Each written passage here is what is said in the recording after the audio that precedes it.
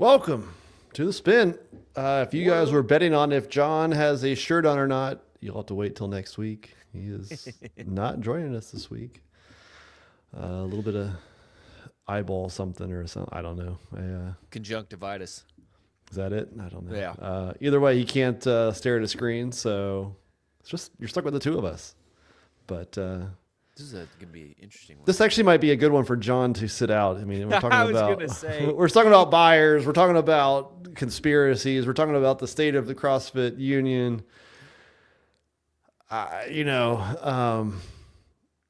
feel like he might stare at his phone a little bit more than normal. There's no mountain to talk about, so we'll do our best to. What's crazy is I didn't know this news was coming. It's weird to me that it's on Wednesday. Yeah, just randomly. Random. Totally random. Yeah.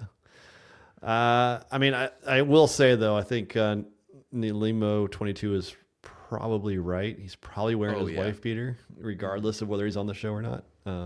It's probably pretty standard. Is John like a cartoon character? Like he has like 2 outfits? That's it? Yeah, he has 16 pairs of wife beaters. About it. We tried to get Souza. So Souza missed my show with Savan this afternoon. Souza's been busy, I guess, running that affiliate. Tried to get him on, and he was coaching. So, Got to be a working man. yeah, maybe he'll do another show. Has he been doing? He hasn't been doing shows lately, has he? He's been busy. Yeah. So maybe Souza will come in a few days from now and fill us in on more of what he's been digging into. But we'll go over everything that broke today. In case you missed the show, get Tyler's opinion on it. And but Dude, first, I've got some wild opinions on this. I can't wait to hear it. But first, it's viewer comments. We've got some good ones. Maybe not a ton this last week, but I think they were all high quality. So here we go.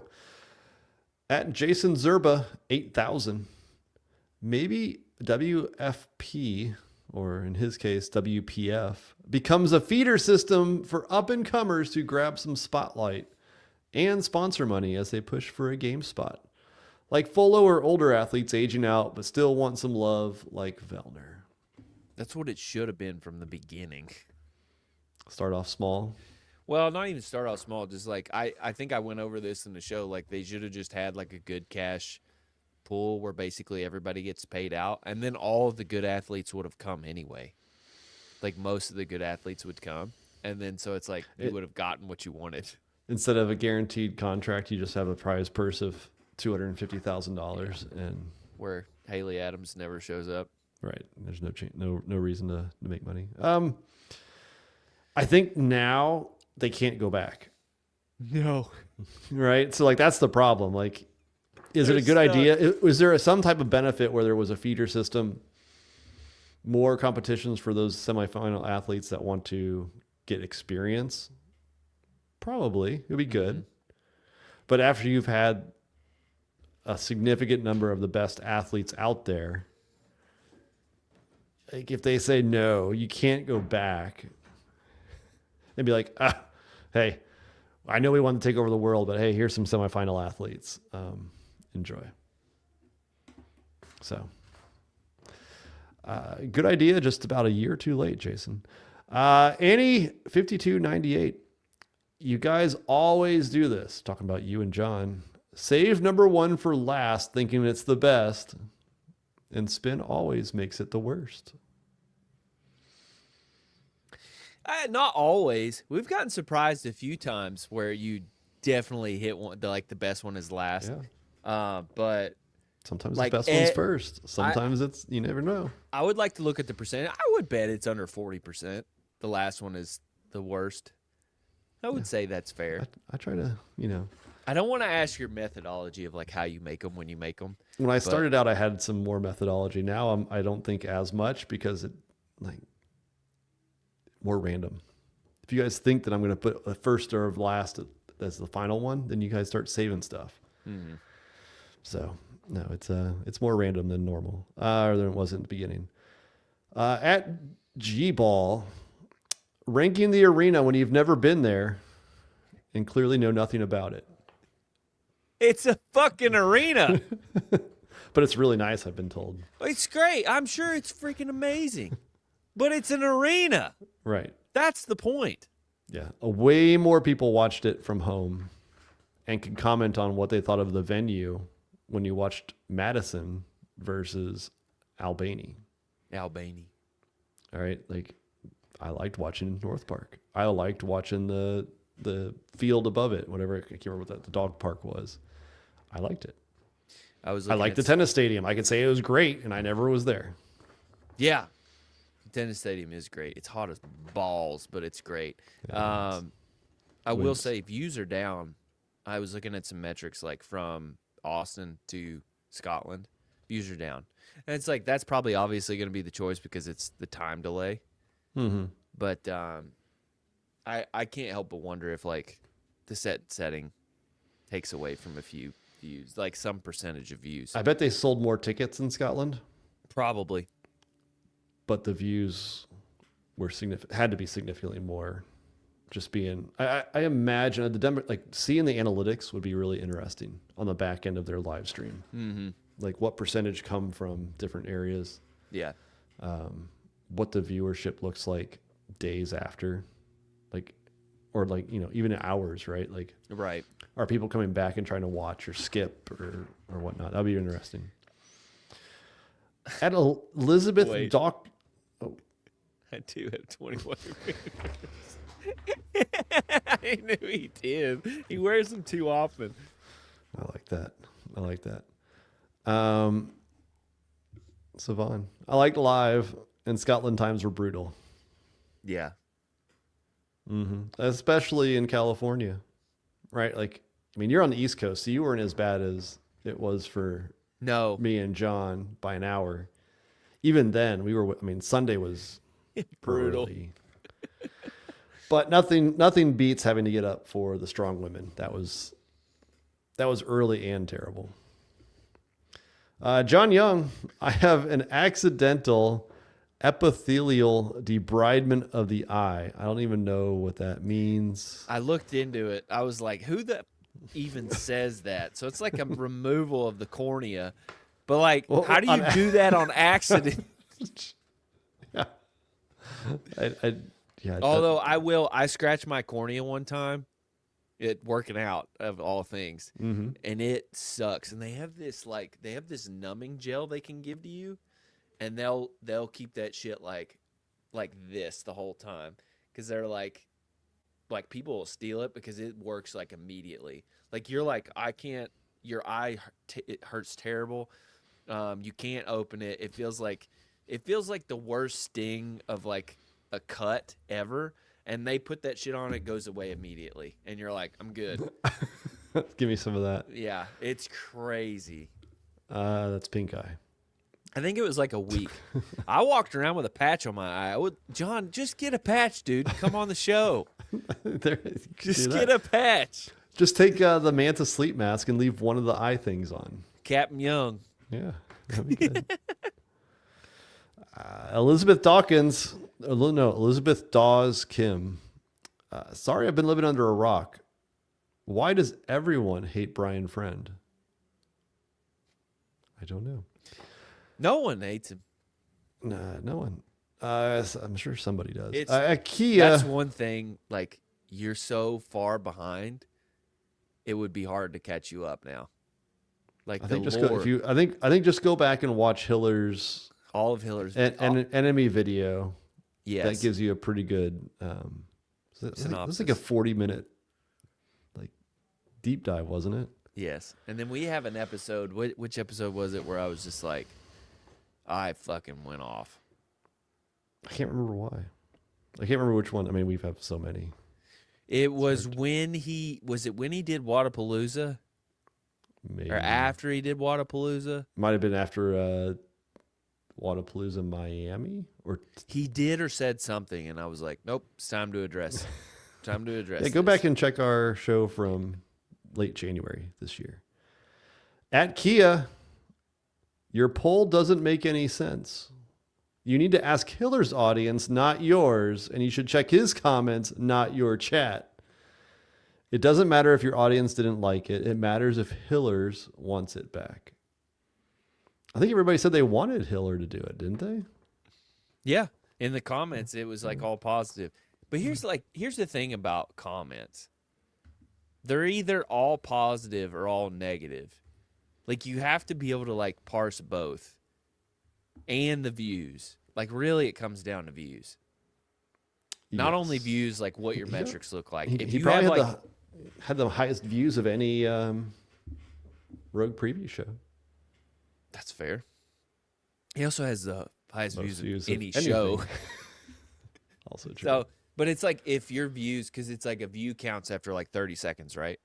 If your viewers fall off after a minute and a half, it's like, well, you know. Yeah, that's also true. So I'd be interested to know that stuff. Yeah. At Just M, going back to WFP. Honestly, if this had been WFP, people would be nonstop discussing the number of injuries and the poor programming. For the record, I enjoyed both competitions. I know you'll say you did talk about it, but I think the difference is it's the only thing you would talk about. That's not true. Yeah, well, we wouldn't do. You have to take out like the fact that we did. I wasn't really there, but they did the spin cast, and it's like you just would have to look at spin for it to be apples to apples for Rogue. Yeah. Yeah, and so I don't think that's fair. Was there weren't a ton of injuries at Rogue? Yeah, I mean we had another torn Achilles. Yeah, we had old. oldest in his calf, and then Emma Tall in her elbow or shoulder. So 3. I mean, it was definitely a lot. I mean, I think there was talk, especially on the spin cast, of like, is this too much? Is Achilles a problem? I think Savon's even talked about it, right? Like, yeah, Achilles injuries. Like now we've had 3 in 2 years. Yeah. They're not. That's not bad. Vicky, well, the spin audience is willing to pay to not have a spin cast. Yeah. World Fitness Yeah. Project. There you go, Vicky. Thanks for the backup on that. Yeah. Mm-hmm. I do not recall Rogue Invitational saying on a hot mic to not show somebody that busted their butt on a GHD. But hot mic. That's so wild. Yeah, that was good. I don't even think it was a hot mic. I think it was just the person standing next to the person. Like they don't even turn the mics off. It was just right. It was on. It was like we could hear it. And finally, at Kyle Greenlee, don't forget to like and subscribe. Thanks, Kyle. Yeah. So go like and subscribe and hit that button. Yeah, do that. All right, new buyers. Nice, finally. God, you were waiting. I know it, dude. Couldn't come soon enough, huh? So I was training while you were on with Sevon. I didn't know you were going on with Sevon. Yeah. I don't think I can't remember the last time I've been on Savon's show. I was thinking about that too. I was like, damn. My schedule doesn't usually align with his, and so I only caught like maybe the back half, and then I caught like the first 15% because I went back and started from the beginning. But I also read the article. I did my own research. You're one of the few compared to social media that just comment and it's like, oh, sorry, I didn't read the article. That's good. I like that. I really appreciate it. Like the freaking Peace Corps article, and it's like people are making comments that are addressed in the freaking article, and you're like, just freaking read it. Right. No, it's good. Read the article, did my own research on Wade, and what's the other guy's name? Mark Mastrov. Mark. Yeah. No, I did not Mark, the other guy, the selling partner, or the administrator of it all. Matt Davis. Matt. Yeah, his Hybrid Fitness Media. Yeah. Did my own research on that and just came to a few conclusions. I'm taking the Sousa approach to this. Who does this benefit? Well, I feel like we need to make sure everybody is aware of what actually is going on. I do agree. CrossFit. I liked when Savon read the article to spin. So Savon went through the article. I'm not going to read it to you. but I will. Here we go. I'll kind of walk through what transpired. So this all started today, this morning, when an article published by Hybrid Fitness Media, the author, the owner of it is called Matt Davis. And he published a article that basically, let's see if it pulls it up. Wade Diebner and Mark Mastroff claim exclusive rights to negotiate the purchase of CrossFit. And as you read it, the very first paragraph says that Mr. Diebner said in an interview, and so I have come to find out that is, it wasn't that Matt was transcribing a different interview. It was Matt Davis. Excuse me. You're stealing my job right now.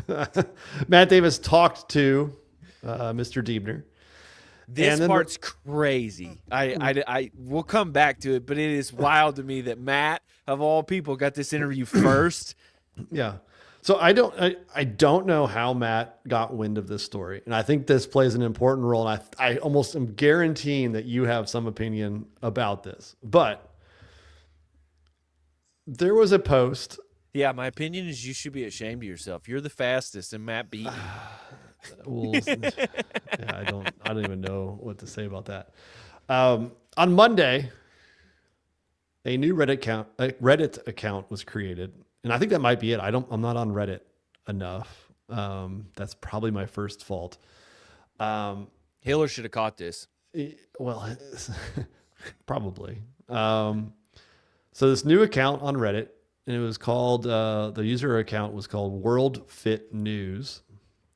And it made one post. It was created on the 10th. So on this day, it was created. It makes a post on its own little page. It's not on like the CrossFit subreddit or anything.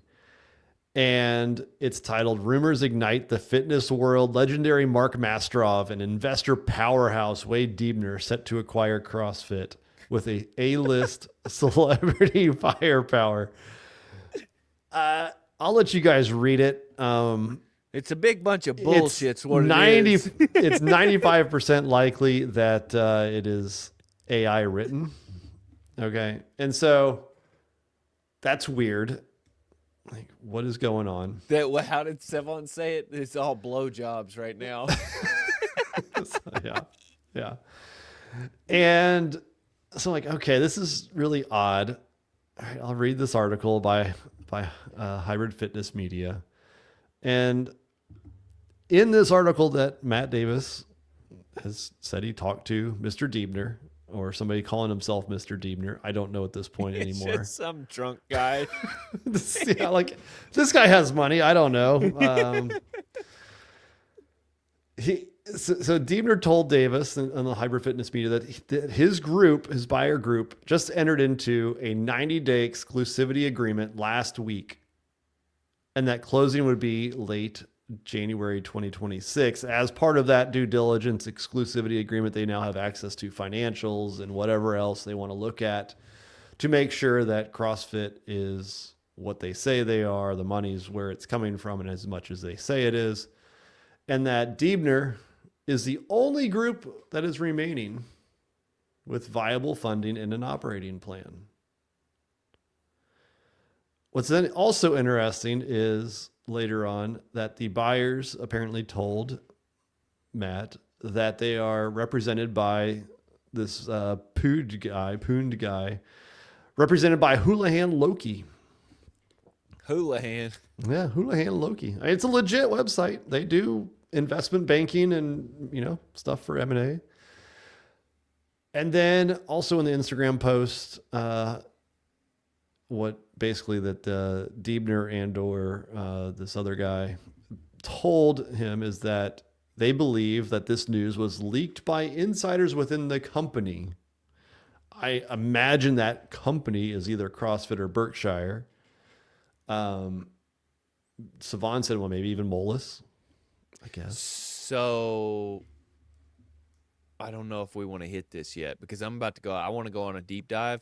Maybe I'll let you finish. Yeah, let me finish. Let me walk through all of it. All right. So I've known Matt Davis for years, like 9 years. He sticks to his OCR stuff and hybrid, and every once in a while he'll dabble in some CrossFit stuff, especially when CrossFitters do high rocks, he'll hit that because it does get some attention. Finally. Oh, there it is. Out. We figured it's it. Vicky. Deebner. Yeah. The Deeb. Mm-hmm. And so I'm like, okay. I've known this guy for years. I cannot imagine that he would just make something up. Like, he had to have talked to this person and written it. So I start digging, and I find World Fit News has created an account on X. For those of you living under a rock for the last 2 or 3 years, it's now Twitter, or was Twitter. That account was created in November of 2025. So also a new account. And that account had one post sharing the link to the Reddit post. Nobody did anything with it. There's no likes. There's no comments, except for one retweet by the one follower that this account had, which was from the ex-CAPSA group. Well, the founder of ex-CAPSA is Mr. Deebner. Interestingly enough, when in the meantime of our show, that retweet from the ex-CAPSA group on X was deleted.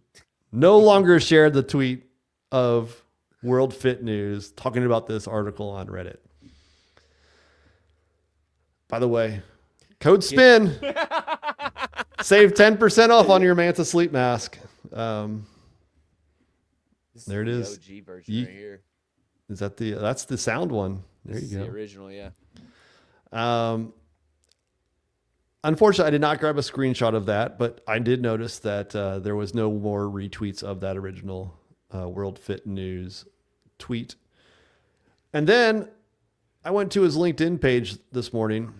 I wanted to find out a little bit about Wade. And there it is. He's talking about how he's, hedge fund venture investor, ex-CAPSA. So that's where it gets weird, is like ex-CAPSA does nothing like CrossFit. No, it's all like IT, real estate type stuff. And oddly enough, weed. Weed? Oh, okay. Yeah, they have one weed company. The only interview that I could find from Wade was at like weed is not the right word use, but it was at a weed convention, like a weed, market convention. Oh, okay. So yeah, Wade, maybe he was big high. weed guy. Maybe he was high when he retweeted that. And then I go through his posts and his page, and lo and behold, I did screenshot this. He shared the World Fit News tweet and linked to it, and then said no comment. Interesting. And so I kind of share some background of the other buyers, what we know going so far. Mark Mastroff, he was basically former CEO now of 24 Hour Fitness. In 2010, he partnered with Madonna to create Hard Candy Fitness. I don't think that lasted very long. I was like, Hard Candy Fitness? I never once heard of that. Madonna didn't push it hard enough. In 2013, Mastroff became a part owner in the Sacramento Kings, which I believe he still is. And in 2015, he founded an esports company, NRG Esports. And that's kind of where we're at. I mean, guy supposedly has 90 days to do his due diligence, and so that's buy it in January. Where it gets weird first, and it gives a little credence to this whole thing of like, he 100% signed an NDA. Deebner did. The Deeb. Yes. If this is legit, yes. If you do this, you are signing an NDA. 100. Just to get any preliminary information, you are signing an NDA of a deal of this magnitude, for sure. Yeah. In Matt's article, I think I remember reading that they seemed to think that it was titled like they had exclusivity in this 90-day window. Yes, he said that he was. Let me see. Let me make sure it was. The group says it signed a 90-day exclusivity agreement last week, granting full access to financial records and barring other suitors. Yeah, and so that's where it starts to get fun. Because I've heard from multiple different places that that exclusivity is not real. That's cool. This is where my brain starts rolling, right? So I start thinking like Sousa, like, who does this benefit? It doesn't. So there's a term, astroturfing. And you're kind of hinting about it with Molus, right? Which is like you kind of propagandize everybody thinking like, okay, we're going to put out feelers, which is what like the Move Max thing was. Yeah, back in March or February when. Yes, he was astroturfing.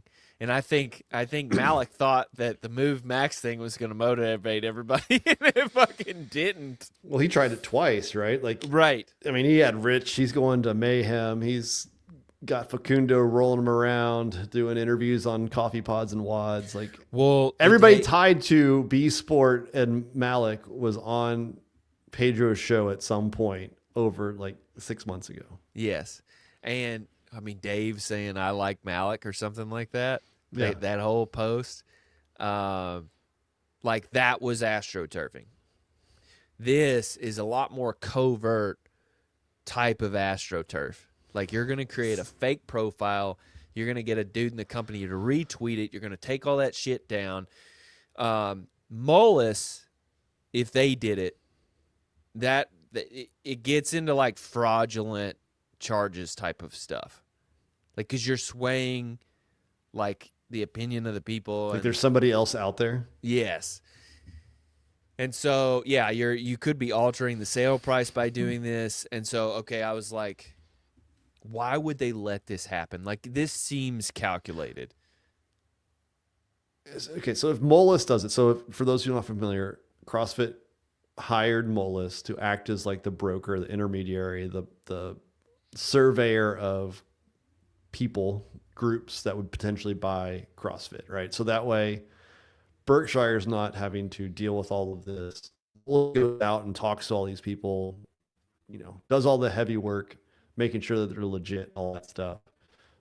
Gets them to sign NDAs, brings potential offers to Berkshire. And so my question is, okay, so let's say it is Molus that created this AI account or this AI article from this account. Is Mr. Diebner like with Molus? Or like why would you pull like if So I'm that's the Diebner, part- why would I be involved in this if it wasn't legit? That's the part that I can't figure out is, so the only red-handed person we have right now legitimately seems to be Diebner. Right. Because he unless he just was the dumbest dude ever and retweeted it. I'd hate to figure that out. Like, I'd hate to be that dude and that be the real answer to what's going on. But this seems calculated. They set him up and then he was just like, yeah, retweet. Retweet. No comment. Like, or like, the guy who was this account and he's like, hey, will you repost this and just say no comment? Yeah, but he got it. And then just screwed it up. So anyway, it doesn't benefit ex-CAPSA at all. They're going to get like, if they're in negotiation, they probably like messed up. Yeah, they messed up and like probably could lose the purchase of the company. Molus, like if they're courting other people, screws them over because they need everybody to be in the dark that they have exclusivity. It's going to screw them over with ex-CAPSA, and then everybody else who's in that 90-day window is going to start freaking out. They're probably going to lose most of the sales because you're going to be an asshole. Mm-hmm. Who benefits from this? So, based on... Well, let me stop you.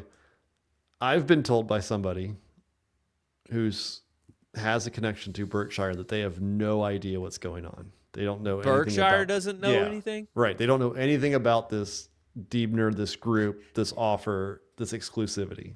I've heard this too. I've heard this ex-Capsa thing, and Diebner is all a bunch of horse shit. So I've also heard it's real. But if it's real, and if it's true that Berkshire does not know, Moelis is the one that would know. Right.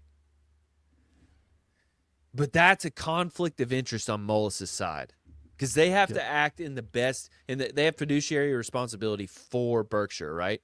Yeah. If you get an offer, you got to bring it to them. Right. Even if it's terrible. And so, okay. So you think your hot one is Moelis is leaking this? Or fabricating it? Maybe. I don't know. Okay. That's a theory. If two things are true, this Diebner guy really has some type of understanding, agreement, belief that he has exclusivity, but Berkshire doesn't know about it. Oh, so the exclusivity is the smoking so gun. the middle person there is Moelis. Moelis doesn't get paid unless this thing closes. They've spent 8 months on this thing and have gotten $0. But then why would they do the article, and why Diebner is still the mysterious piece of this? I don't know. He's just an idiot. So far, he's just an idiot. I have another theory. Okay, I can't wait. I've heard that B Sport and Move Max are still in the swing of things. Yes, I thought they were gone. I've also heard that. Okay. But I'm gonna let's pretend that they are still in the game. Facundo, I don't know his relationship with them still, but I'm gonna assume that he's still on the team. Facundo knows how to play people, man. Okay. And they're good at this media. Like they do these sort of. When I started seeing this, the words on that ChatGPT thing, I was like, this is very similar to like some of the shit that Move Max was saying, Malik was saying, some of that shit that was coming out. And then I was like, they played this like smoke and mirrors media game.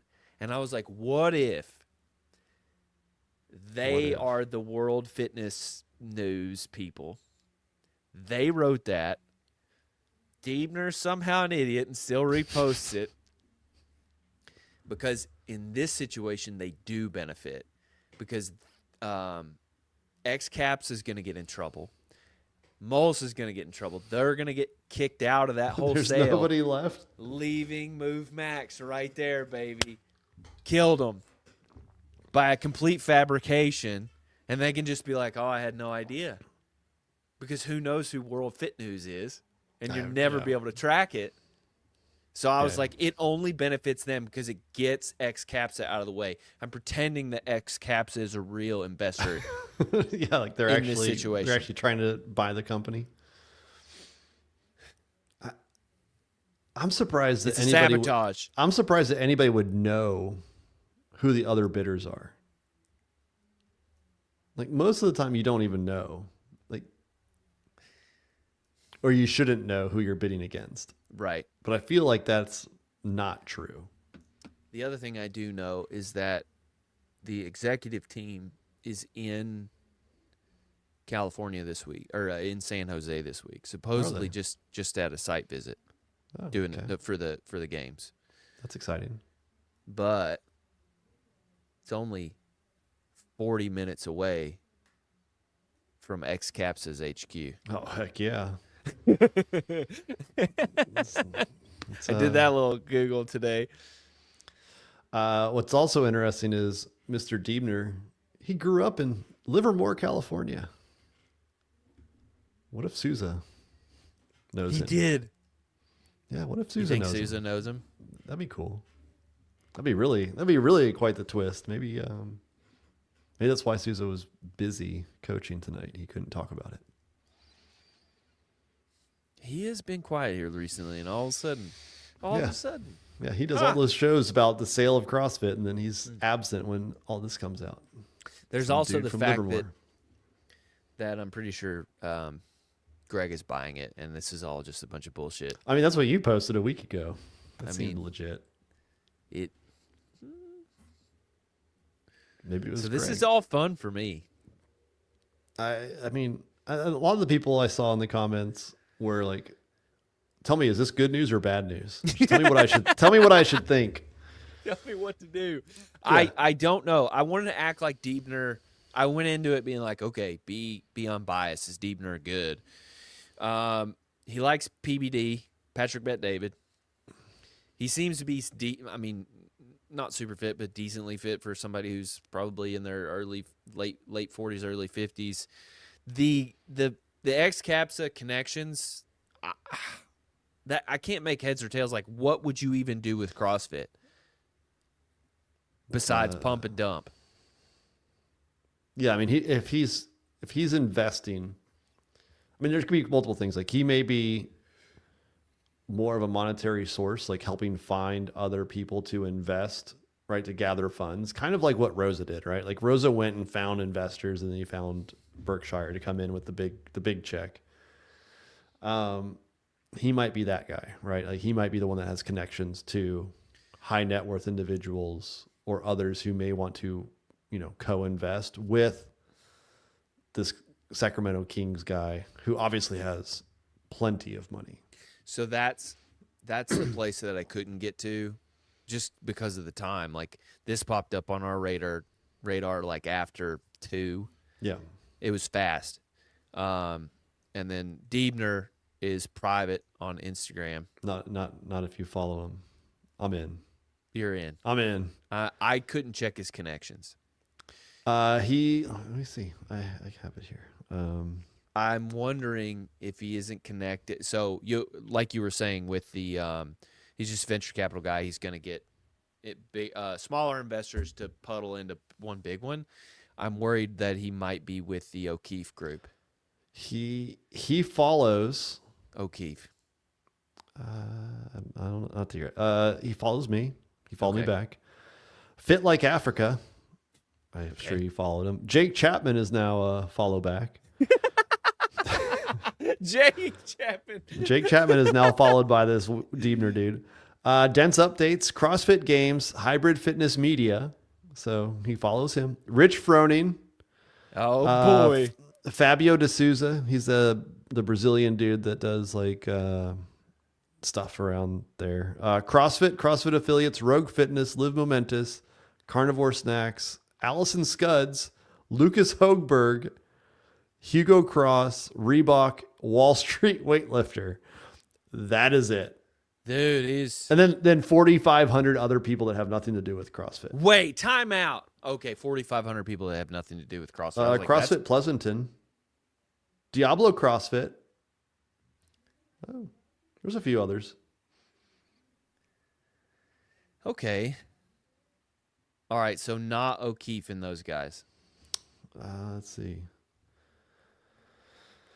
Let me see. He's followed by Reebok? He follows Reebok. He follows Reebok. Okay, that was like, that's he different. follows James O'Keefe. This is positive. He does. He's not a O'Keefe does not follow him. Okay. What about Coop? I don't think so. Okay, so that rules those guys out. So it's not those guys. That's what I'm worried about. It would also be like Red Bull or something like that. So he's good, or at least he's not. No exposed HWPO. there. No, none of the training camps. I bet his follow request went nuts today. I mean, I followed him within minutes of reading that article. He didn't follow. He didn't accept yours. He accepted Nope. mine. But then I asked him to the chat get some information, just to little chat. He said he played dumb, like regarding what, like the sale or the purchase. He has not read it yet. So either it's gotten buried, and he saw that like the little preview of it. It was like, I'm not talking to this dude. Huh? Yeah. He's panicking. Probably. I don't know what to make of it. The PBD connection actually makes me happy. On Instagram, he had MAGA. What's crazy is, okay, his LinkedIn, you click on it. Oh, I never got to that. So you click on the LinkedIn, like read more, and it takes you to like a different bio. And it's talking about all kinds of like Christian stuff and family. And then at the very end, it's like MAGA. That Reddit article talks about make America healthy again. I'm like, did he write this? Like, so what? Or did it pull from like his LinkedIn to say like, oh, it's health conscious, he's MAGA, so we're gonna include that because we're AI. I don't know. I had wondered that because I was like, when I was like, okay, AI wrote this, I was like, it's just gonna include. I mean, anything. It did include buzzwords, but if you want it to go viral, like you're gonna say Maha. That's the first thing you're gonna do if it's in the health phase. About this point, maybe Rich is back. So in Matt's article, I can't remember what the turn of phrase was, but that Berkshire went out to I reported that last month. Yeah, right. But we had not heard. I think Diebner says that Froning's group lacks sufficient capital and is no longer in contention. This is the first we've heard that Froning has had a group publicly. Yeah. That was not like, that's a new bit of information for most we thought people. he was with Malik or whatever. Yeah. And so, do you think he's conflating the two, or did Rich have a different group? I don't know. I mean, that'd be news. Maybe Senior will post a comment on our on Savant's Come on, YouTube Senior, get show. loose with the keys there, bud. I either Deeb is conflating. I'm never if he buys CrossFit, I'm still calling him Deeb. I think that's referring to Mal. It could be, but it could also, at the point when Berkshire went out there, that was dead. That relationship was done. At least we thought it was, yeah. Yeah, at least publicly it was. I'm pretty sure that relationship was dead. I mean, Malik seems to still be on the team, so who knows? Maybe everything's covert right now. Maybe. But I'd be interested if it was someone else, like he was trying to buy it with other people. Somebody else could have approached him. So Somebody else could have approached him. Who knows? So that's it. I don't know where we go from here from a standpoint of maybe this is legit. Maybe it's not. Maybe somebody's playing us. I don't know. Sabotage, dude. It's fun to talk about. It's Hunter McIntyre just writing articles to screw with the CrossFit community. That would actually be very on par for. That would be amazing. That would be amazing. Hunter. Yeah. Keeping it real. Do double Chad. Please. I'm not doing single Chad. Yeah. Keeping it real, saving money. He's not throwing money out there for John to do a capital of some random country. So I guess we'll have to survive. All right. CrossFit State of the Union, State of the CrossFit Union. That was kind of, we talked about, this was our topic this morning. Like we talked about it last year. We were like, let's talk about the sale and where things are. We'll talk about the affiliates. We'll talk about the games and where that all kind of stands. And lo and behold, this pops up. So the CrossFit State of the Union. Last year, we had some doubts. How do you want to separate this? Do you want to do like affiliates, sport, other stuff? Yeah.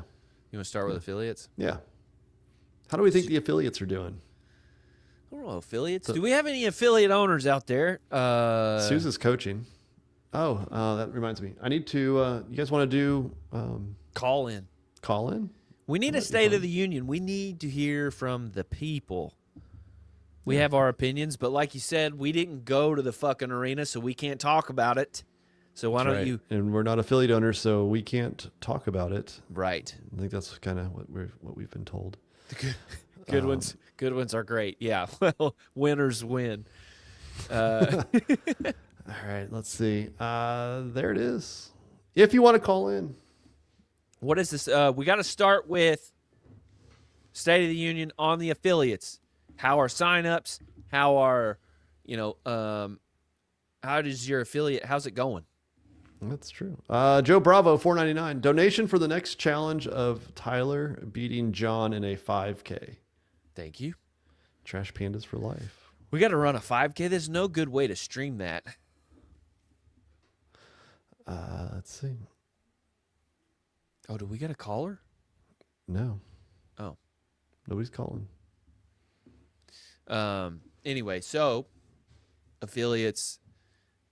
I've since moved affiliates. Yeah, You you're moved to don't- Pennsylvania? Yeah. You like it?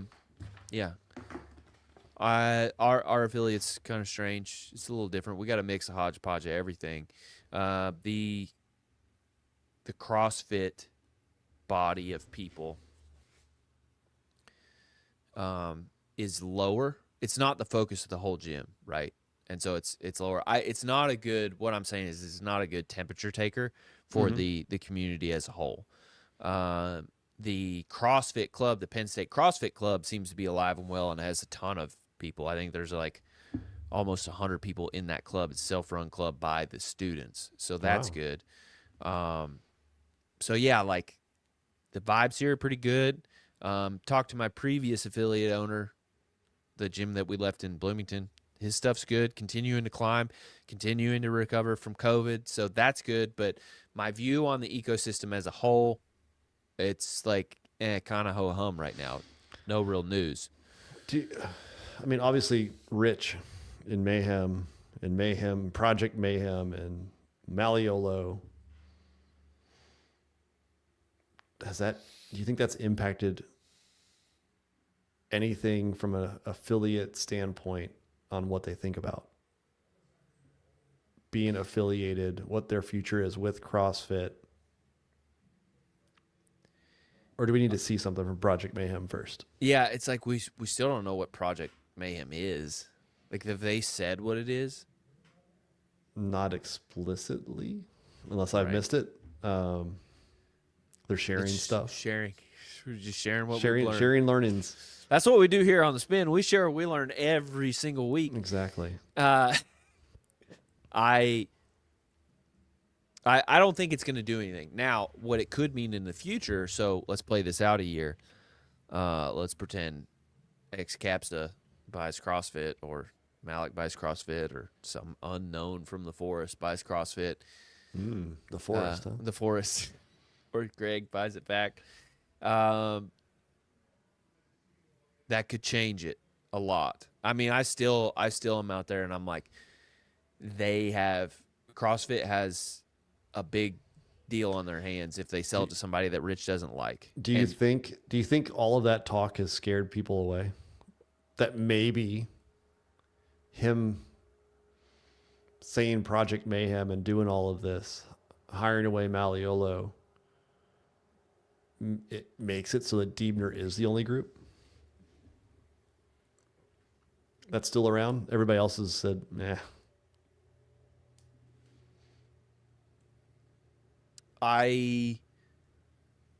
No. Okay. No. Because I think that Berkshire went out there to get some sort of reassurance. I don't think it was probably found. If they lost one, I would be surprised. It makes sense to lose one, but I would if I were investing in it, I'd make Rich hold his feet to the fire. Be like, let's see what you're going to do then. Would you test him? Well, I think by doing the semifinal, doing the Mayhem Classic again,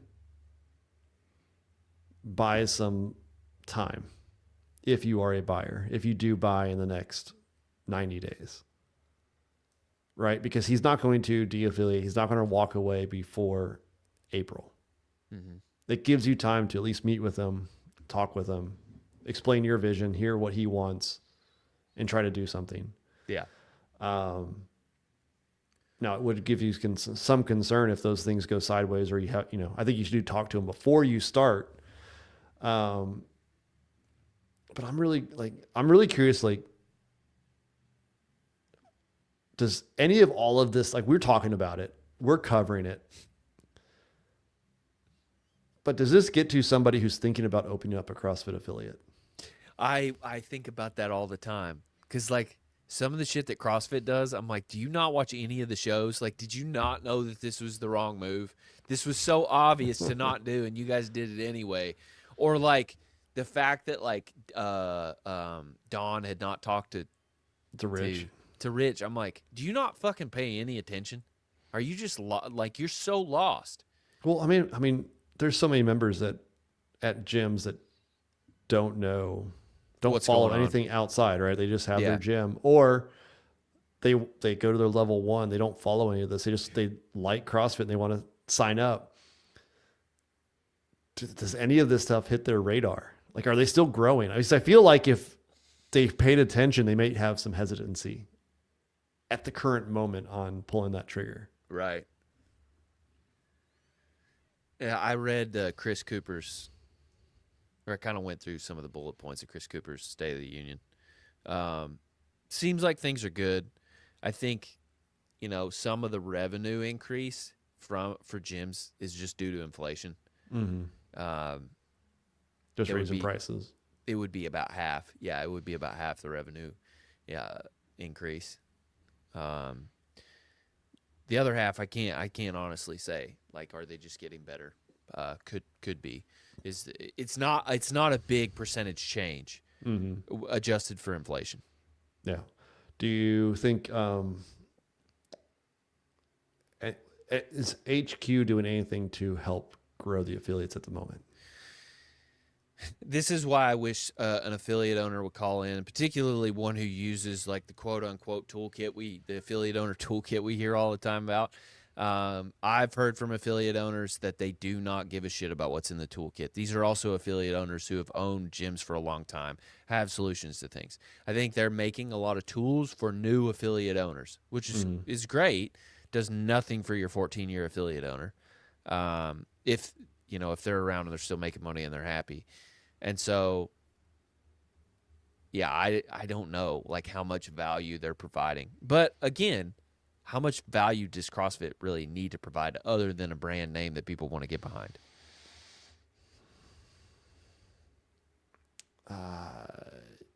That's fair. But I think it's also why some are looking around right now going, what do I get out of this? And it may not be the right way of thinking about it, but $4,500 a year. Yeah. Like, what am I gaining out of this? Yeah, I don't know. What about the games? Games. Good? You happy with the direction where it's going? The spirit was there. I can't. Why was the spirit there this year? The community that stayed there. Well, I think I predicted this. The community that was there might be smaller, but they're going to be more enthusiastic to keep it together. I just can't. I can't define what everybody's like. CrossFit games are back. No one died. No one died. We're back, baby. Documentary's almost done. No, don't Never hold seen your that. breath. Anyway, yeah, I mean, behind the scenes is out faster. yeah, behind the scenes is out way faster. I can't figure out why people are saying that. I asked Hiller that a couple days ago. I was like, why is that the narrative? And he was like, It's back. because people in our group have said that. And I was like, yeah. I mean, I think there are a lot of questions going into the games, as to would it be supported? Would people watch? Would people care? Will we miss those athletes who boycotted it? And I think the answer was yes, they care. Yes, people support it. no, they don't care that certain people weren't there. Right. And they pulled off a season that was successful, got the right people there. I think the two fittest on earth, Hopper and Tia, well-deserved right people who earned it. And I think for the first time, it's like, or for the first time in a while, like, okay, they've got an idea of how they want to move forward. And it was good. Like, there was nothing wrong with the games. Patrick Clark, 499, thank you. I think the question is, would any of you invest in CrossFit? I think you're going to get a different answer from everyone. Like, depending on where they are in life and what they want, I would say I'm not investing until I know who the new owner is. Well, it depends on, well, who would any of you, like, is Patrick's question, if I'm the Deebs, would I invest? Or would I be one of 10,000 people to throw in some money and invest in the forest with Frank? Those are two different questions, right? Like, throwing millions of dollars and signing your name to whatever loan debt you have to do, asking the two of us, would I invest in it? We're invested, buddy. You're looking at the investment. That's the investment. Do I want to own CrossFit? I don't think so. Would I want to own a gym? I think about this a lot. I really do. It's 20 minutes to the nearest CrossFit gym, which turns into 40 on the way back. That's 40 minutes out of my day, whereas there's not one in my town. Can my town support one? Would I want to do it? I go back and forth on, like, would I want to do it? For me, sometimes yes. I don't give a whole lot of thought to what's HQ doing in that situation. You know, I think if I was going to affiliate, like, that $4,500 question would come up, and I'd be like, is it worth it? I think for the first year, yeah, for sure, to see do I get traction from being involved in HQ. You know, are these affiliate tools good? But after that, I would reassess. And especially, like, after the sale, I want to know who's going to buy it. If I'm sitting on the fence and I'm not me, I'm thinking, who's going to buy it? Because that dictates the future. Yeah, I think the answer, to directly answer Patrick's question, I would not want to own a gym in general. That's not what it sounds great until I think you get into it and then realize it's a lot of work for what you get out of it. And I think people that do it are great, but I don't think that's something that I would want to do as be an affiliate owner or a gym owner of whatever. Like, whether you put CrossFit on it or not, I don't think I'd want to You just don't have want to be that a as gym my owner. profession. Right. Right. So now if I was interested in doing that, I think I have your opinion where knowing what I know as we follow all of this stuff, I'm not sure that would be the place I want it to invest right now. I'd want some more clarity before I do it. If I take the affiliate toolkit, if I take the $4,500 out of it, and I just go at it from, like, a heart sort of level, the HQ is not trying to conquer anything right now. Like, the whole mystique of the early days was that you were part of this global mission to, like, solve the health problems, and that doesn't feel like what we're doing right now. Like, it just feels like we're just trying to swim or survive. And, like, no, I want to be, you know, I want to be Making us on the forefront. Yeah. And that's the whole thing with the community care. Yeah. Like, that's a fight worth fighting for me. And it's like, if I see more involvement with the community care and the CrossFit Medical Society, I'm probably going to jump on ship really fast. But they got to start putting some more propaganda out there. And it's crazy because, like, I've been in CrossFit since 2012. You've been in it since. I started in 2011, January Yeah. 2011. Yeah. So we're both like, and we're saying, I don't know. Like if I was advising somebody, Yeah. If it was my calling to own a gym, I would do it because almost like what Rich did it for, right? Like you have that affiliation to CrossFit, but if I'm a new person has like just found CrossFit 6 months ago and got into it and learned everything about going on in this arena, I don't know if I could do that at that point. mm-hmm. So that's my answer, PC. Lee Frazier. Let's see. Where is it? Here it is, $9.99. Nope, bring Rich on board. Rich plus Dave plus the spin equals CrossFit for some of us. I don't think we are the minority. I appreciate TDC and Mayhem and the spin. That's CrossFit to me. Thanks for the comment on Dave's weekend review, by the way, Lee. I missed it. She was like, she said something about, I think she appreciated the spin, and then Sevon brought it up, and he was like, wait, the spin needs to run, So it was funny. That was But good. thank you. Well, thank you. Going back to the games, I think.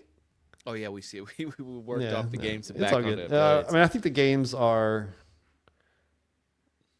it went in the right direction because it could have gone one of two ways. It could have gone really badly where nobody signed up, nobody supported it. I don't think the lack of attendance in Albany was lack of support for the games or CrossFit. It was a lack of support for Albany. And I'm really curious to see how San Jose will do. But I think I like the season format.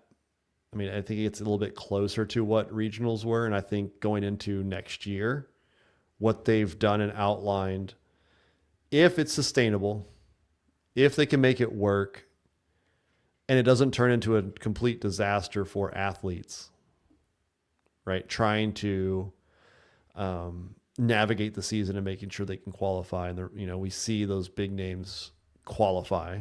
And again, we weren't sure how it was going to work last year, and it all worked out. I think we'll see the same. It's a pretty cool. I mean, we have 3 months of straight. Every weekend there's something going on. So if you really like the sport side of it, you have it. Right. They've announced things earlier. They've partnered with more groups. They've worked with people like Hopper and Sprague and Dallin and doing different things, which I think is great. So from that side of the game side, I think it's improving. It's getting better. The question is that on their own accord, or is it pushed by World Fitness Project being considered a threat? Which is like the thing that we kind of brought up when WFP started was like HQ will be forced to get on their game a little bit because they have a competitor in the sphere. So I'd agree that like that stuff. They're working with people like us, like they're letting us in doing things. Partner with Eat One for the games. They let Sevon in and did the stream from the floor, yeah. The floor. That's cool stuff. And then they're partnering, they're doing stuff with the athletes, which we haven't seen in a while. I think there's still work to do, but it is a good start. So they publish news on Wednesdays, which is why Open will be up 20% this year. I don't know if I like this number, but I'm not averse to it. I just can't figure out it doesn't feel like we're going to go up by 20%. I would say my gut's 8 to 10. Yeah, I think that's the question is does it bounce back?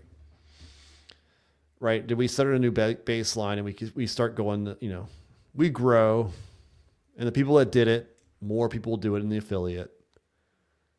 But did those gyms that said we're not participating in it this year, will they come back? That's the big question in 26. I don't think they have to be considered successful and continue to grow from where we are right now. But That's the question. I don't think you get the 20% if those groups don't come back. Right. We don't know if Pat. It sounds like Pat might come back. John's convinced Pat comes back. It doesn't. Pat's coming back. It doesn't sound like Luca's coming back. We have no idea. No. We don't know about Laura.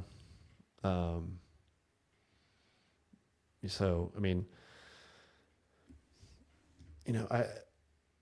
I think CrossFit has done the right things when it comes to the games so far in the last 11 months. Right. That's been my frustration with them is like there was all this talk of like we focus on the games so much. We focus on the games. They are focusing on the affiliates. They're doing that whole like you can use their footage to make your own commercial. Like you can add on some stuff. Yeah, I didn't like that. I don't either. But they're trying to do some stuff for the affiliates, marketing for the affiliates. I don't really like their new "This is Elite Fitness" push. That was really bad. The whole commercial thing reminded me of The Office.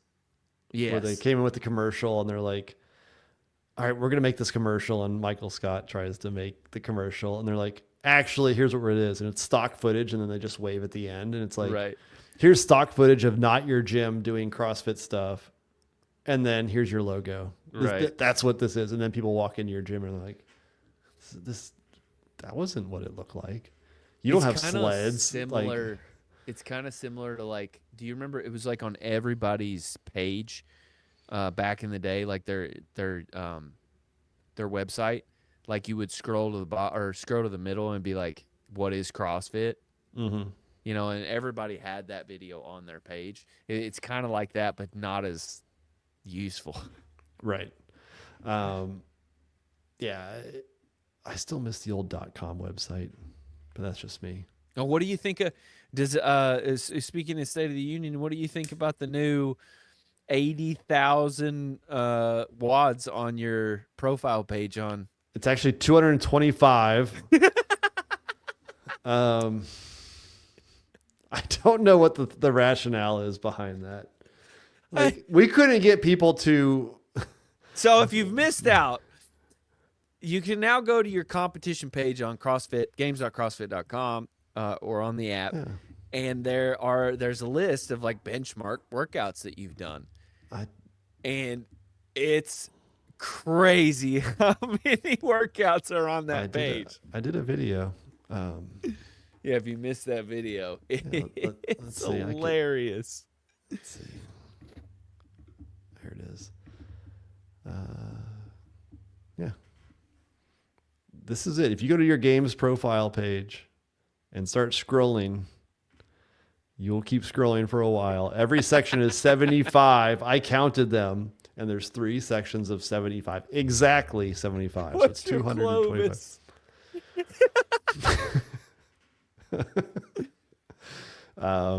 Yeah, what's your Sisson time? TUP. I've never even heard of TUP. You should get on it. Bert's a workout.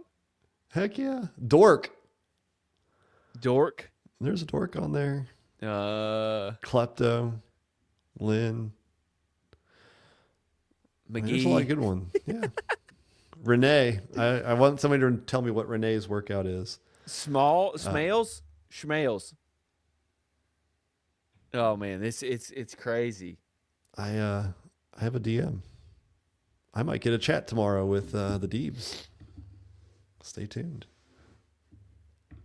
He replied. He replied to really? me. The Deebs replied to me. Yeah. He's been busy today. But maybe he's a good dude. Yeah, there we go. Yeah, I want to make good Deeds.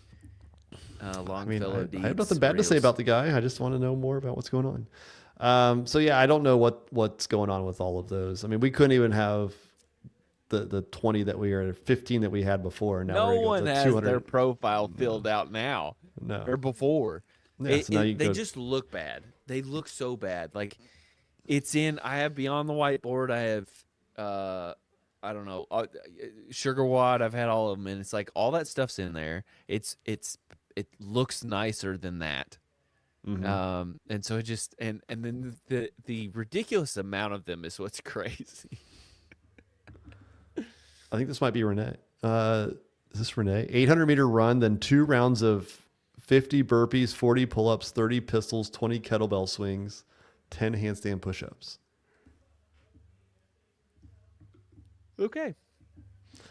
Yeah, I don't.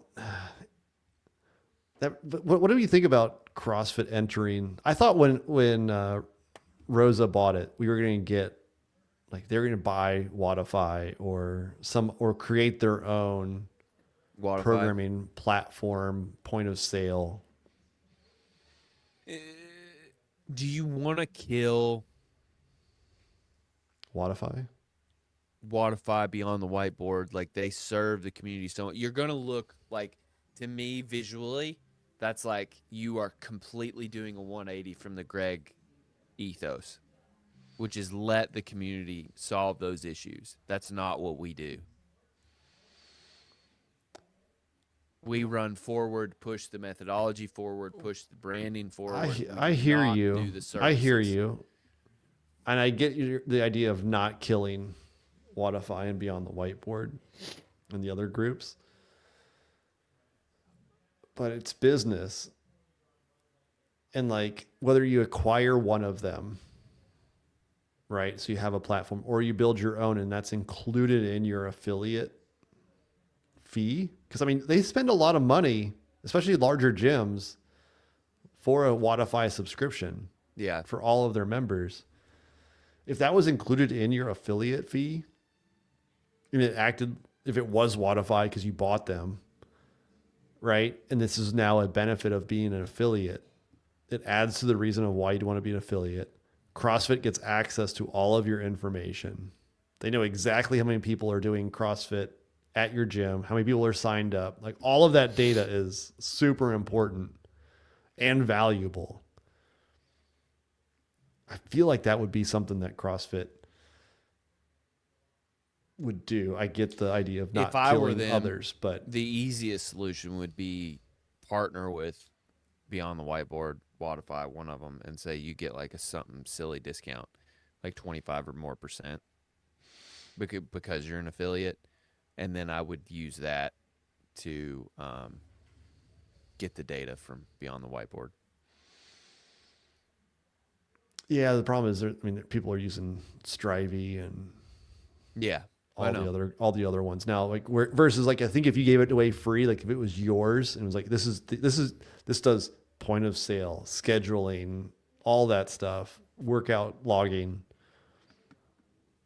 Like it's free. You don't have to pay however much per month. Like you may not get everybody, right? Like some people may be like, I'm happy with my solution. Well, but if I started saving you $100, $200+ a month from that alone. This has always been my fear and something we haven't really talked about. So the idea that CrossFit might not sell, that Berkshire might not sell CrossFit is like more and more real all the time. And some of the stories I've heard about their plans for the future is just all rent seeking. So it's like turning around to increasing or decreasing the time that your L1 is covered, decreasing the time that your L2 is covered. So you got to re-up, take a test, just and pay $500 and re-up. Shit like that all the time, right? Well, I will say this: companies are valued highly by subscriptions. Yes. Subscriptions are very, very valuable companies. Yes. So, and I mentioned this in during Savon's show this afternoon. CrossFit is an affiliate subscription model, right? You're getting monthly dues from 10,000 affiliates right now. Why would you not increase that? Plus you get L1s and all that stuff. But but those are less, those are probably more, they're fairly probably like level and predictable. But if you go to yours where it's, you got to re-up your L1 every year, you're now on an L1 subscription basis, right? Yeah. L2 subscription basis. And if it's not a high hurdle for them, it doesn't matter, right? It doesn't matter. Pay $200 a year to take your test and re-up it. Force progression from the L1 to the L2. Here's the issue is like, if it's not too big of a lift, okay, we're going to do the online L1. We're going to do the online L2. But there's no real value in it. Not if you're if you're not teaching something new each time. It's literally just it's The same continuing old shit. education. Check the box. And Yep, you I know. I don't still know have my to have stuff. an L1. You don't have to have an L1 to even coach. Does it look good? Sure. And like, I still don't believe that people use the feature of like, oh, they have an L3 at their gym. Like, people just go to whatever's close. Nobody knows, right? And they'll go to Instagram and they'll look at whose gym looks cool, whose gym looks clean. Let me They tell you don't care something. about that. If I go dropping into a gym or look around at gyms to drop into, I want to know who owns the place. Right? Put a list of coaches, who they are, like a faceless, nameless, generic website. I'm probably not going to. It's one of my pet peeves. Do you look at the owner? Yeah, look at like who are the owners and the coaches, like if it's there, like it just shows like how personable, like who's running this gym. I just look at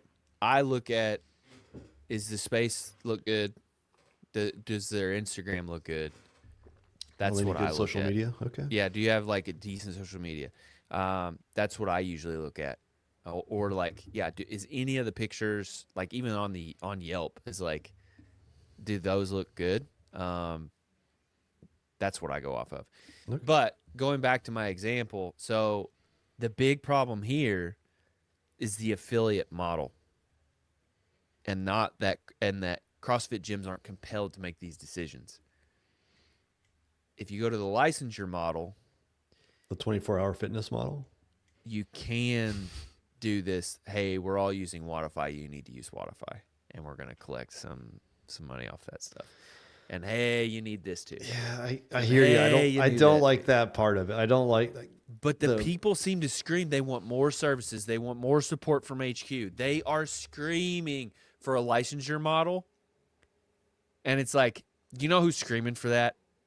It's new people, new affiliate owners, people who don't understand what they want. And they're going to wish this into existence, and that's what I'm afraid of. Because if you're thinking about rent-seeking now, if I'm hearing rumors of rent-seeking, you're going to try that at some point. It might be a year, 2 years, 3 years down the road, but that whole – because once you do the L1 to L2 thing, what are you going to do next? Like, you're going to run out of places to go, and your next thing will be, I'm going to wait till they all are just screaming – for a franchise. You put them on their we'll call it Wodify platform that now is owned by CrossFit, and now it's 4% or 3% of all the revenues. Yep, come to me, and then we're going to jack that price up a little bit, and then we'll jack it up, and then we'll start figuring out other ways to, like, oh, we need advertising. We're going to advertise, so another percentage of your sales come to me. Like, there's a lot of things that come in that way. I don't want it to go that way, but I could see it. That's a slippery slope. I think this is a feeling of what many of us who've been around for 10 plus years feel. I miss my cult connection. And that is hard to explain if you've not been in CrossFit. But, I mean, go back 10 years... or 12, 13, 14 years in my case, and you walk around and you see somebody with a Rogue shirt on or Reebok Nanos when those came out, like, you did not see them very often. You're like, oh wait, you're one of us, and you talk to them. Now you don't notice that as much, right? Like you just don't have that. Like, Larry Young, for the most part, if you have been around, you affiliate just to represent CrossFit, and it makes the open easy to me. Yeah.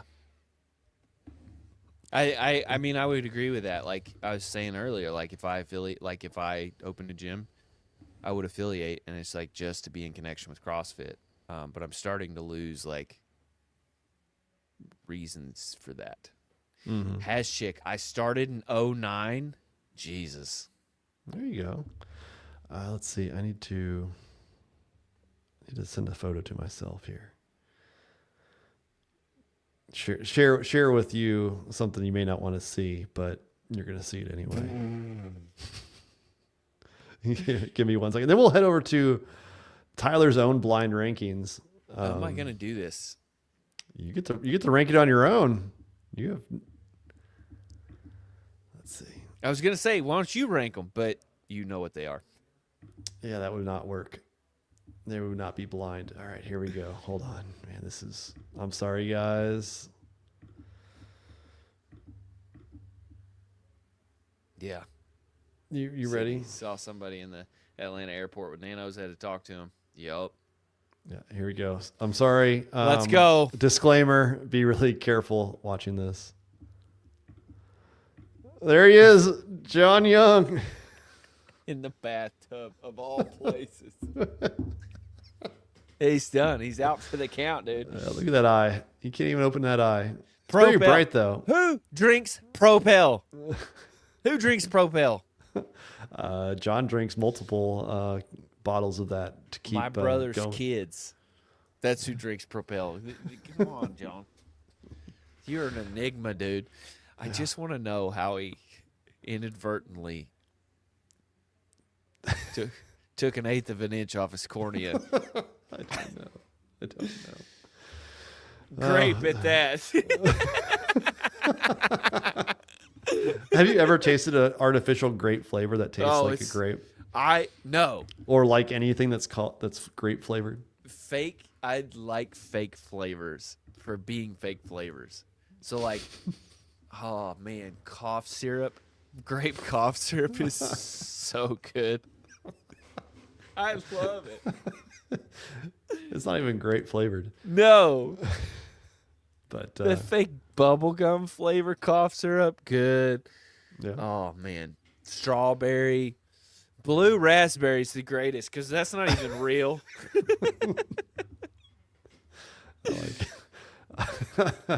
Lee Frazier trying to unseat JY in the tub. Sorry. Oh, y'all don't know the half of it. We've gotten FaceTime calls of him in the bathtub. All right. I think it's time for some blind rankings. Tyler, I will not try to make you guess what these are. Okay, sweet. But you're just going to rapid fire these suckers, and we'll see how good you can do this. Today's topic, fruit. If we had JR, this would be perfect. Damn it, JR.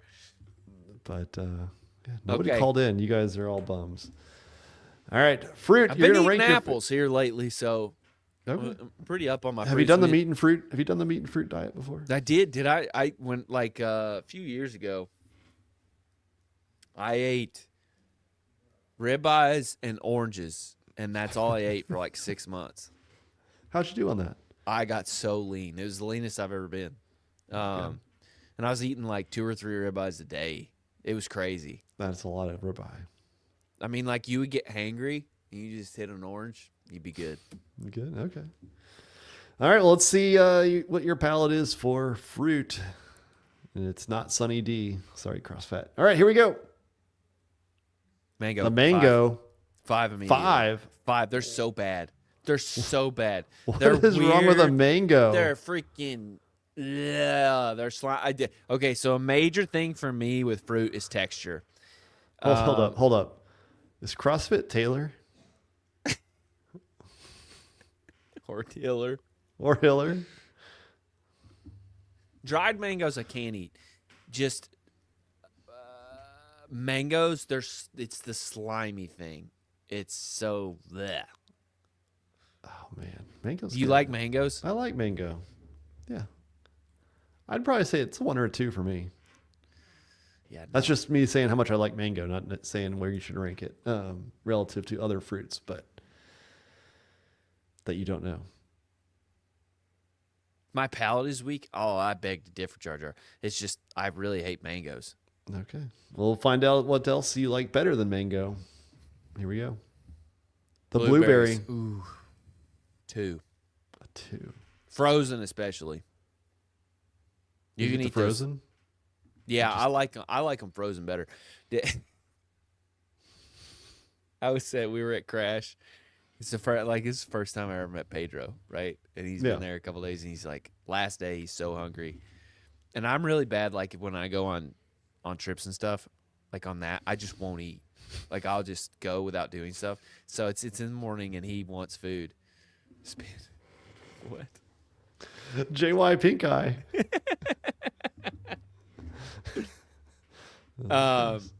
Anyway, so I had some frozen fruit in the freezer at JR's, which may still be in the freezer at Crash. I'm not sure. Probably is. Is frozen strawberries and frozen blueberries, and I would just eat them. Like I love frozen fruit. So Peter had never done that, and he ate quite a bit, like maybe a whole cup full of frozen fruit, and he'll still tell you, like he was like it was like a rock was just sitting in the middle of my stomach, and like so he's filming, and he's just like this. And I'm running around like a machine. I've eaten all the same fruit. It was hilarious. Oh, man. I thought it was interesting. Pedro didn't know what YouTube TV was. I guess I didn't realize that Europe didn't have. Do they not have access it? to that. I guess not. Weird.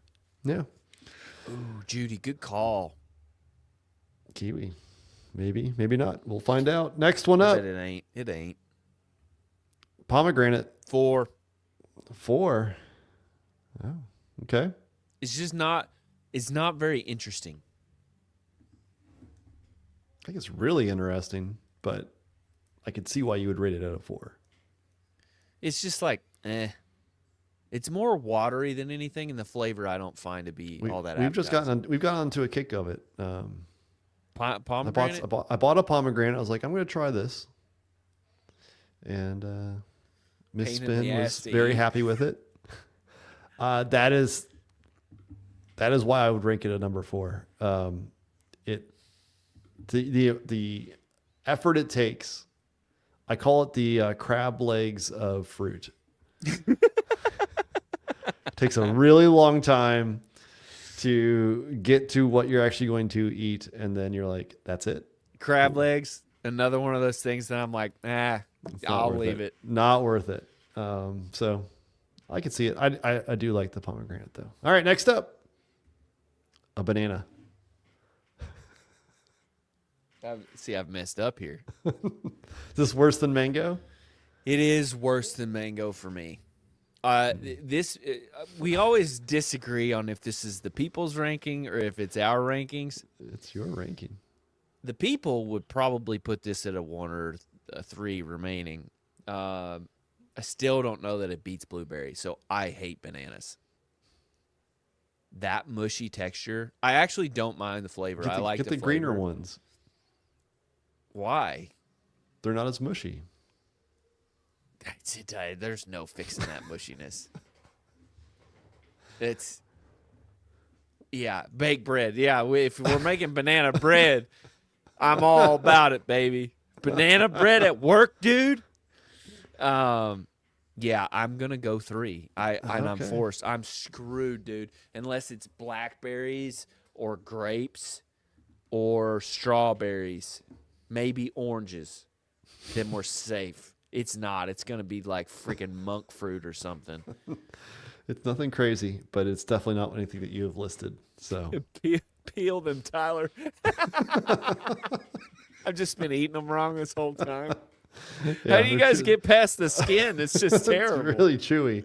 All right, number 1 on Tyler's ranking of fruit, the pineapple. I'm okay with this. Blueberry is better, but I'm okay with pineapple being on top. Okay. I would eat blueberry every day. I would not eat pineapple every day. So you'd only eat blueberries on this list? No, I'd eat blueberries and pineapples, but Okay. blueberries every day. Okay. Bananas. You know what's funny? I love plantains. I hate bananas. But plantains are good. potato. Very, very starchy. Yeah. I'm fine with this. There you go.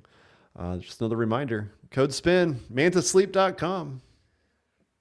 Black out all that light around you, especially if you're seeing the northern lights. Did you see those last night, Tyler? No. You should check it out tonight. Is it going to be out tonight? Yeah, it's supposed to be even stronger tonight.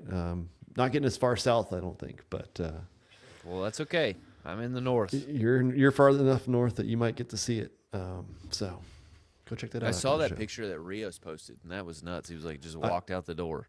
We could see it out of. I mean, it was in Tennessee. I have a photo of it, but you could kind of see pink, and then you take a photo of it, and it like really looks red. Yeah. But it's nothing like Canada, Iceland, all that stuff where Right. it's like Green You and- could see it like waving Yeah. around in the sky and stuff. But yeah, Pretty cool. I've never seen the Northern Lights. they're out there. They're out there tonight. So go check those out. And finally, to wrap up the show, we're gonna go back to semifinals.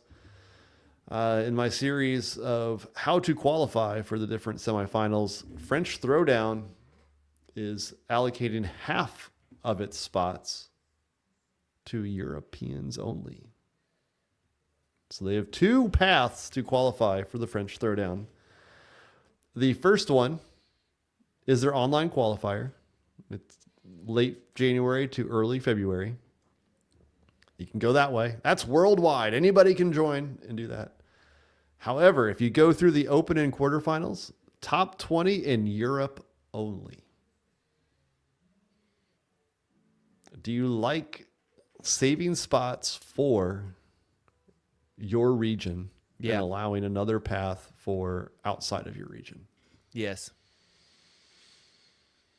I think our regions should be segregated. Do you think it matters though? No. No. I mean, how Because many? if you let them in, they're going to get there anyway. They're going to win, right?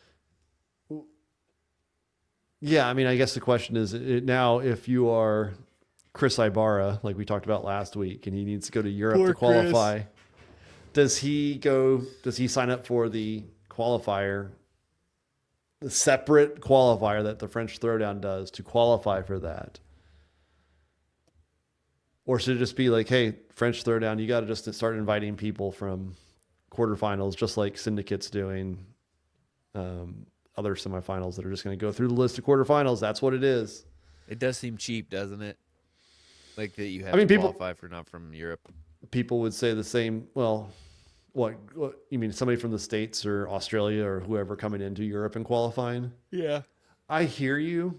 I mean, I think people may have been upset last year that, especially how the season played out with World Fitness Project. Like, if Yona hadn't qualified in the last chance qualifier, right? Like we thought he was out, but like Aniol chose to do World Fitness Project instead of doing another in-person qualifying event outside of Wadland Fest where he didn't qualify.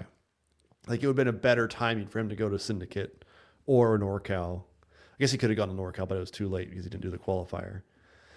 But like he could have gone to Syndicate a few weeks later and maybe had a chance, right? But he wasn't allowed to. Same with BKG. So I think they may have been upset with that. But I mean, there is a path for anybody to get in. Also, you don't have to do the open and quarterfinals to qualify through their own in-person qualifier. You just do So like Elisa Fuliano could compete there again if she wanted, if she didn't do the open. right, but the she game can't qualify season. for the games. Like Luke could do the same thing if he chose Yeah. to do that. Right. So it's giving people the opportunity to compete and take spots from qualifying through the online qualifier from around the world who aren't going to try to earn a spot at the games. Mm-hmm. I think that's a little weird. That is kind of weird. But I think, again, like, I don't think a lot of people are going to travel across the world to compete at a semifinal.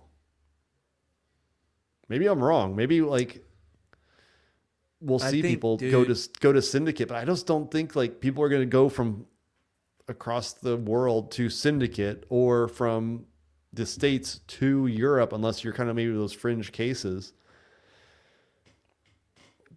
And honestly, like, I don't know. I mean, Ibarra could go, Ty Jenkins could go, like guys that are like maybe probably wouldn't qualify in a full field at Syndicate when there's only 3 spots available. They might be in the contention, right? I don't think they dominate. If I'm a bubble games athlete, I'm thinking about traveling. Like a Luke You're Parker not did. a lock. You're just not a lock. And so Right. I'm gonna make it to where I've got the best chances to be a lock as I can. Right? I don't understand why you wouldn't do that. Like if you really want to get It's to the games, expensive. it's expensive, but it's worth it. Like Ty probably has some sponsorships now. Yeah. Ibarra has some sponsorships, maybe not as many as he could, but like those athletes do have sponsors that may cover that type of travel and, you know, go over there. But if you've never made the games, you probably don't have enough sponsorships to cover that type of expense. Right. So I don't I Right. mean I think mostly Europeans, you might get some of those like from Dubai, right? That fly over, but I think it's going to be pretty regionally like Locked. segmented. Yeah. Yeah. Yeah, probably do- for the most part. I do think it avoids the French Throwdown from having to submit, like ask, you know, the top 10, which should be half come from the States. Do you want to qualify? Do you want to come over and accept your invite? And they're like, no. And doing that whole backfill process, which Wilson at Syndicate will have to go through. Yes. So I think it avoids that, makes their life easier because they just go to Europe. And I would say all 20 from Europe are going to say yes. Right. Right. And so they don't have to worry about it. And if you go from the world into their online qualifier, you've already said that you wanted to go compete there. What I hate about it is just like there's no mystique to the semifinals. I know There's you really no like regions. you really like that region based. I really side love of things. region-based things, and I just can't help it. And that was the killer thing about regionals is like people are so tied to their region, and now it's like you know the whole Europe versus the U.S. thing used to be a bigger deal. Meridian had their own thing, and now it's just like if you can go anywhere, it just is so meaningless. So. I mean, they opened it up a little bit. Was it 2014? We've talked about this before. Like they did allow people to travel, like sign up for whatever region they no wanted. one did. Oh, there were. I mean, yes, there were some, but a couple people did. It wasn't Yeah. as much as you thought there might be. right. Yeah, I see somebody earlier was talking about Brent when he went to the Panda. What was it? Pandaland. Panda. Yeah, one of the sanctionals. I think it was Pandaland. But yeah, he like qualified out of there. You know what? I don't think anybody's ever asked him like, was there a moment when he was there where he's like, oh, I can pull off the gas, like I don't have to go as hard. I mean, I'm sure he still had to go hard, but like, after you look like around, you're like, yeah, I'm 2, good. Yeah, you're just like, oh, cool. I don't have to like try as hard. No, this is easy. And it'd be cool if it was like Nate went to Africa and he's like, oh shit, like I'm fucking in. Yeah, I think he would notice. I think he would qualify. Don't get me wrong, but like South Africa has some pretty high elevations. Yeah, and like you may not be ready for that, and so I mean, you take a risk at flying internationally. Yes. I mean, look at how everybody got sick at either going to Rogue or coming out of Rogue. Like, you know, it's not, you can travel over there and get sick and then your weekend is ruined and you don't qualify or you don't adapt to the altitude training. So like, it's not a guarantee. I do agree with CrossFit though. Don't have non-games people there. I don't want 5th place person to get their ticket. That sucked during the sanctional years. We saw it even this last year when Elisa Fuliano was top 2. And so I think it was it Lucy Campbell made it? Yeah. Next. She was 3rd, I think, or something like that. So it is weird. I don't like that. Like this is a CrossFit Games season. These are qualifiers for the games. I think those spots should be there.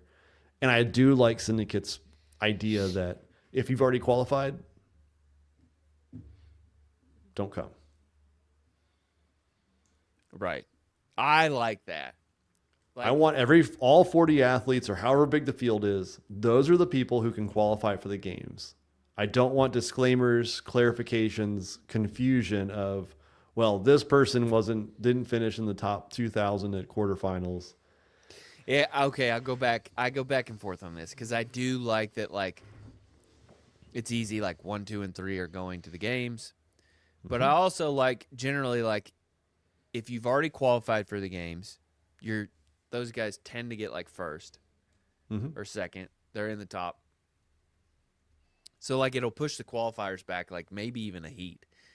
But there's more to talk about. Like, as they come across the line, you're like, oh, shit, like, this is for a spot here. I don't like it. You don't like that? No. Okay. It's too I think confusing. it's like, only for one heat does that end up mattering. no. But No, because then you have to make a disclaimer like, oh, it's not first and second and third that get it. It's now first, fourth, and fifth because we had 2 randoms come in and take spots. Like, this is the way CrossFit, like, I wish we had a way of doing, like, more conference type stuff because, yeah, conference tournaments are crazy. I wish we had a way to do that. I mean, that was kind of like regionals back in the day, right? Okay, like, that's what regionals was. It was our conference championship. You knew some regionals, some conferences were stronger than others. Yes. And then some were weaker. And, South Central was okay. Central East was the best. Mm-hmm. And if you came in the Central East, sorry, like, you had to beat Rich and Graham and Dan and Scott, Marcus, Will. Like, the list just goes on and on, right? It was like that last year. Rich made it. It was like 10 guys were like games caliber, and they couldn't go to the games. Right. That's what I will say is better about the system now is, like, if well, shit, like Jason and Dallin and James are going to this one, I'm just not going to go. But that's the hard part, though, because if you want to go to French, you got to commit at the end of January and start the qualifier. Right, I know. And we don't know what the African Rebel Renegades game is going to do, Far East Throwdown. Both of those had qualifiers last year. So, like, Torian, I think last year they did the extra workout, so you had to sign up ahead of time and submit your scores in competition corner as you went through the open, and then you had a fourth workout. So if they do something like that again, you have to think way far ahead in case you're in that situation where, yeah, I want to go to Syndicate, and then you realize I can't beat these guys. Right. Right? Like, there's 6 of them that are going to be fighting for 3 spots. I am not one of those 6 guys. I'm out. Yeah. And now it's too late to go to French, and whatever other, international ones may have different restrictions or ways to qualify you didn't pay attention to. And you just don't have the opportunity. You didn't do the NorCal qualifier. I remember that was an issue. Like, for TFX, you were like, look, like, these athletes are, like, no one's signing up for the TFX, and, like, they could have just gone to the games. All they had to do was sign up. Anyway. Yeah. So we'll see. I'll just keep posting those and, figure out how to qualify. So if you're competing and you do want to try to qualify, follow those articles, because come mid-January, you need to know, or I guess probably early January. I think the NorCal is early January. Like, you got to be ready to go, and you might be doing qualifiers through the open. So good luck with that. And maybe just read the article. Try it. Here's a good question from Will Plummer. CrossFit, where did you place in the open? Ooh, that's a good idea there, Will. Yeah. What page were you on the worldwide leaderboard? Just give me a page. Yeah. Just one page. Maybe he'll tell us. Do it. I think that's it. John, if you're watching, fix up that eyeball. Yeah. Any predictions about the State of the Union when we look back on this show in a year? We're doing the 2026 State of the Union. I think Rich is still with us. I don't think he leaves. I don't think they tell us exactly what Project Mayhem is. What else? You don't think they won't tell us what Project Mayhem is? We won't know for a whole damn year. No, we'll never know. They'll just talk around it and be like, yeah, we're doing stuff. Join us. That's a wild one. And I think they'll add more semifinals next year. Even more semifinals. Even more. They're going to open up the field, or they'll reduce seats? Reduce seats. Give more opportunities. More semifinals, less, basically the same less, amount of less positions. big ones. Less big semifinals and more smaller ones. Right? I hate that I feel like you're right. Like, I think there's a place for them, but I think that going to smaller format ones that may not be as costly to run will be the way that they go. Dude, start doing the semifinals like just where we're going to have them beach brawl style. Well, I think it's okay. I mean, again, if you have a whole bunch of them and they're not, multiple ones on each weekend. Yeah. Like, I think it puts a lot of pressure on these guys to run a big competition year after year. It does. I mean, like, the peek behind the curtain I got for Syndicate, it was overwhelming, and we only did the broadcast. Right. Like, what? And, like, granted, it's Wilson, and he's, like, he's the best of the best at organizing these things. But, like, it's stressful. And there's shit, like, I don't he ran a side team league or team competition. Like, it's added the complexity to it this year. And yeah, I mean, that's, granted, he knows what's happening now. He can start planning now. Last year it was like January. So he gets an extra couple months. That helps a lot. But sponsorships, money, funding, all that stuff, to go through that year after year after year, when we know that very few competitions are like just making good money, it's tough, right? Yeah. But if you have smaller ones, but maybe not the need to do a full broadcast live stream, maybe pick. That's probably the direction we see it go. You could, if you want. Did you see the mode is going through Brian? The mode CrossFit? I did not see that. I'm going to be. I'm disappointed in you, James. I'm just going to say it out loud. I'm disappointed in you, buddy. Well, best of luck. All right, guys.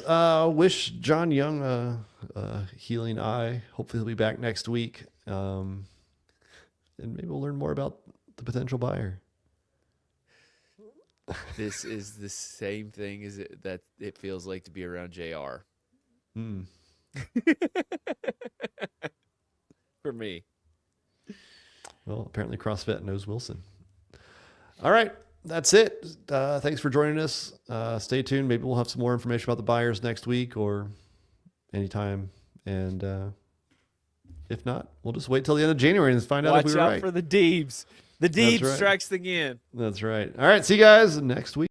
I apologize to absolutely nobody.